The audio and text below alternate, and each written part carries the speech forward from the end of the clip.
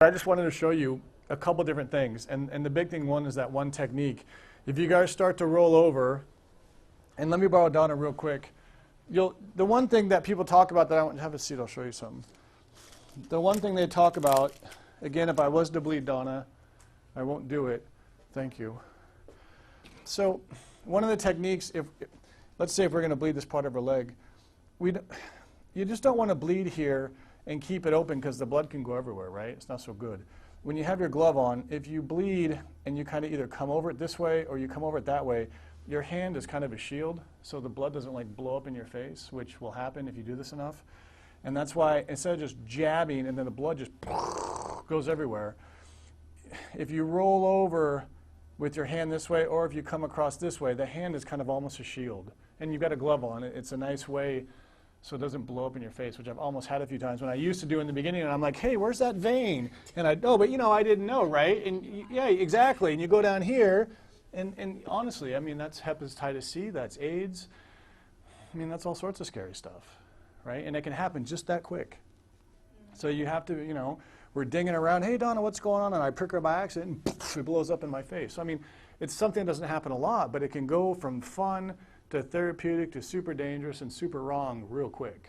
So you can't be stupid about this stuff. You are bleeding blood, and even though me and Donna know each other, we probably still don't want to swap blood back and forth unknowingly, right? I mean, you just don't want to be doing that with people. So that's why I like this hand, or I like the rotation of the hand.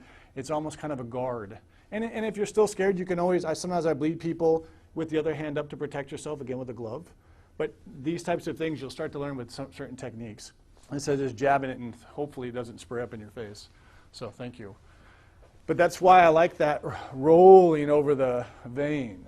So like I said, lots of more videos for you guys to watch. Google them, look at them, learn from them. And let's start with these zones. I think that's what makes Master Tung Acupuncture so special. So I'll borrow your legs for a while.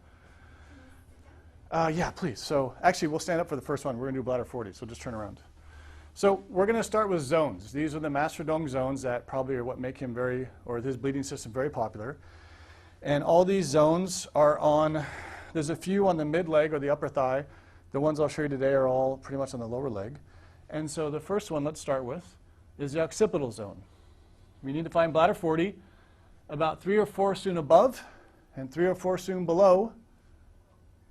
And then also to the lateral and the medial sides is this zone, okay? Stand on the chair, so oh, sure, yeah. Wow, mascara, okay. So you all know where bladder 40 is, right? So we need to go about 3 cun above, 3 or 4 cun below, pretty much to the lateral side.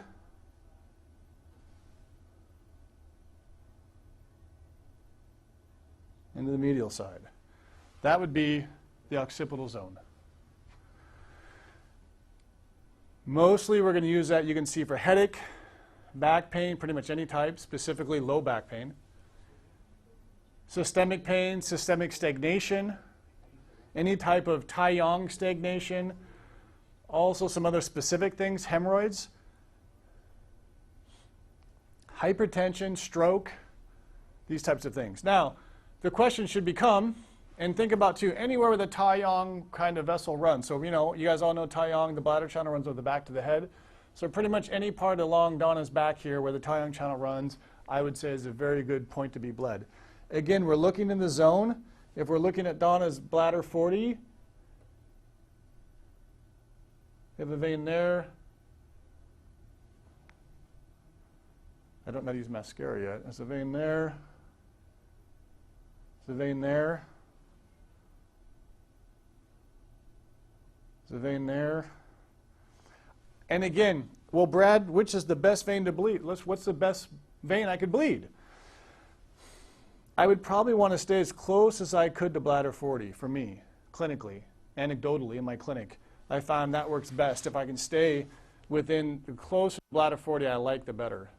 Could we bleed? And again, the question if Donna would say to me, Brad, I only have pain on my right side, then what side would we bleed? The right side. If Donna said I had pain, Brad, on both sides, well, then I would come over here again. We look for bladder 40. 3 or 4 soon above, 3 or 4 soon below, the medial side, lateral side. There's some wonderful veins over here. Good veins up in there. Hopefully this doesn't tickle. All those little black marks are nice looking veins. Would I bleed all of them? No. If she had bilateral back pain, I would probably bleed one, give it 5 or 10 minutes. Hey, Donna, how do you feel? I feel the same. I'd probably bleed the other side as well. I may bleed both sides. We'd ask Donna, when was her last cycle? Is she anemic? You know, is it okay to bleed both sides? I'd probably bleed both, just clinically. But you can see, very simple area. All sorts of wonderful things we could use it for. That's called the occipital zone. And now the question also should be, Brad, there's this great vein. It's just barely outside the zone. It's right there. Can I bleed it? Yes, it's okay. Okay? I would say bleeding is somewhat like taxes. Sometimes you get in gray areas. Not so right, not so wrong. It's kind of in the gray area, right? Sometimes bloodletting is like that. Even though this is the zone, I would like, and clinically, what I've learned, you need to stay within the zone. But sometimes if it's close, close kind of counts, like hand grenades and nuclear bombs, right? Close is okay. Doesn't have to be exactly like a sniper bullet. So preferably in the zone, but you can certainly be a little bit out of it.